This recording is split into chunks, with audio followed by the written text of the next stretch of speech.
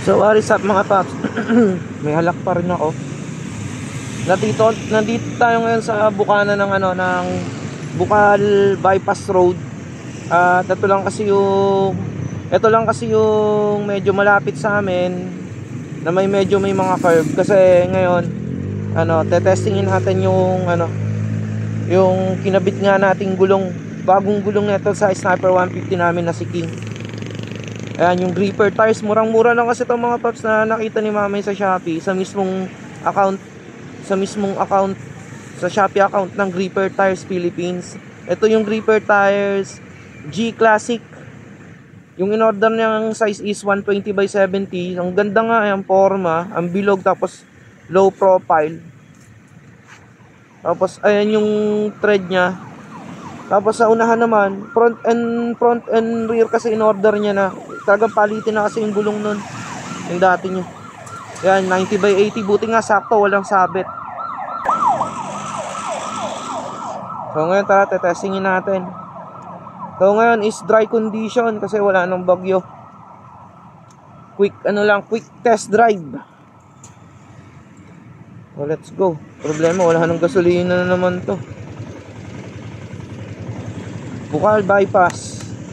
Di ko rin alam kung may speed limit dito mga paps. So let's go.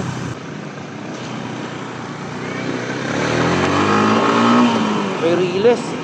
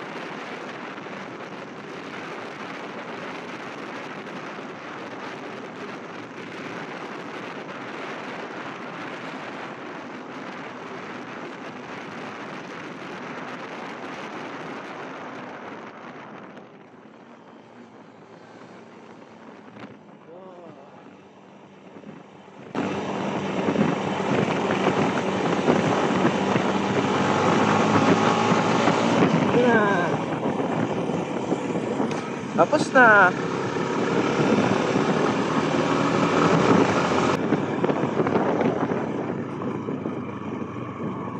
Ganda dito. Sarap ng test drive pag magte-test drive ng motor. Syempre mga paps, mag-iingat pa rin kayo mag-test drive. Tulad ng ginawa ko. Kaya kasi pagpalit ng gulong, medyo umina yung preno para. Good afternoon po, sir. Kaya pagpalit kasi ng gulong, medyo humina yung preno. Kaya pag gamit na ni Mama is para medyo breaking na rin yung preno.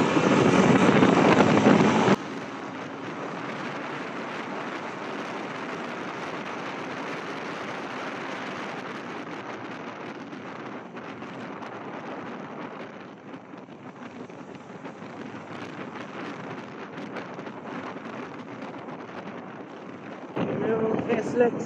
Ay, ilalim niya is S-Lex.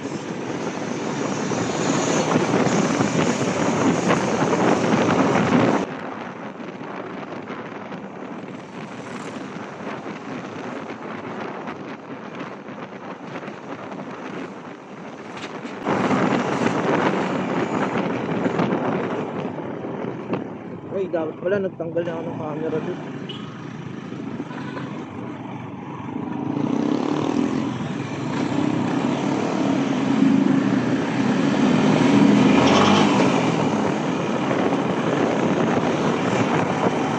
Okay naman, normal naman, mga pa. Yun. Doon lang talaga magkakatalo pag sa basa, sa wet condition, sa tag-ulan. So, this is it. See you next vlog. Saka syempre, pag may mga buhangin, dadaan-daan kayo kasi pagdating sa buhangin is walang magandang gulong. Kahit mamahaling gulong nyo, pag buhangin ng kalaban nyo, wala, semplang pa rin kayo dyan. Kaya mag-iingat pa rin kayo.